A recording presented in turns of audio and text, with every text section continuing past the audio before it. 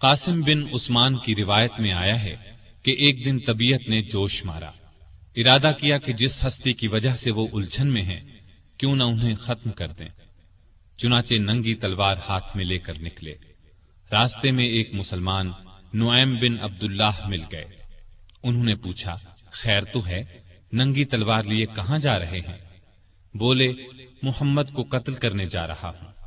نعیم نے کہا کہ پہلے اپنے گھر کی خبر تو لیں، آپ کی بہن اور بہنوئی مسلمان ہو چکے ہیں۔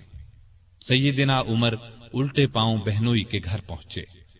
اس وقت ان کے بہنوئی سعید بن زید اور فاطمہ بنت خطاب کے گھر میں رسول اللہ صلی اللہ علیہ وسلم کے ایک صحابی خباب بن ارت بھی موجود تھے۔ خباب بن ارت انہیں قرآن سکھا رہے تھے۔ عمر نے دروازے پر دستک دی تو خباب گھر کے ایک حصے میں چھپ گئے۔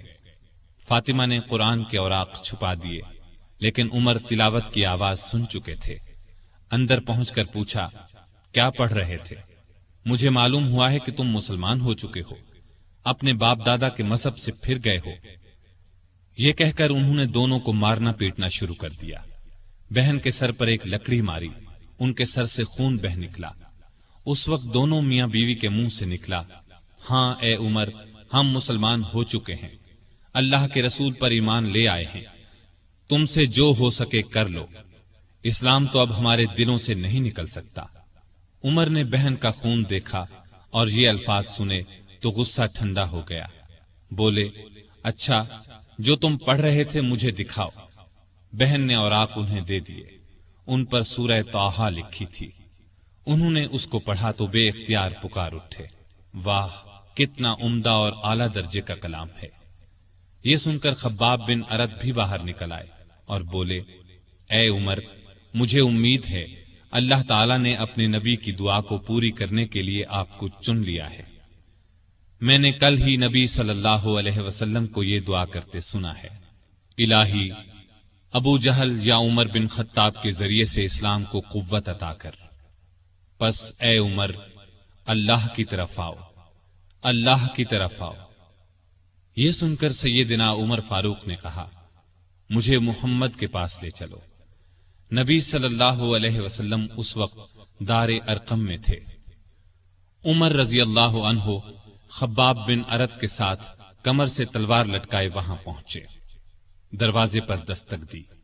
ایک صحابی نے اندر سے ایک جھری میں سے جھانک کر آپ صلی اللہ علیہ وسلم کو بتایا، باہر عمر تلوار کمر سے لٹکائے کھڑے ہیں، نہ جانے کس ارادے سے آئے ہیں۔ آپ کے چچا سیدنا حمزہ رضی اللہ عنہ بھی اس وقت وہاں موجود تھے۔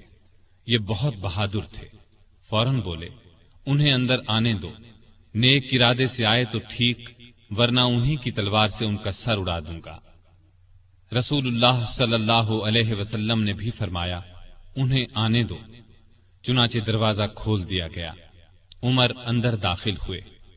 آپ صلی اللہ علیہ وسلم اٹھ کر ان کی طرف بڑھے، ان کی چادر کو مٹھی میں دبا کر زور سے کھینچتے ہوئے فرمایا، خطاب کے بیٹے، تم کس ارادے سے آئے ہو؟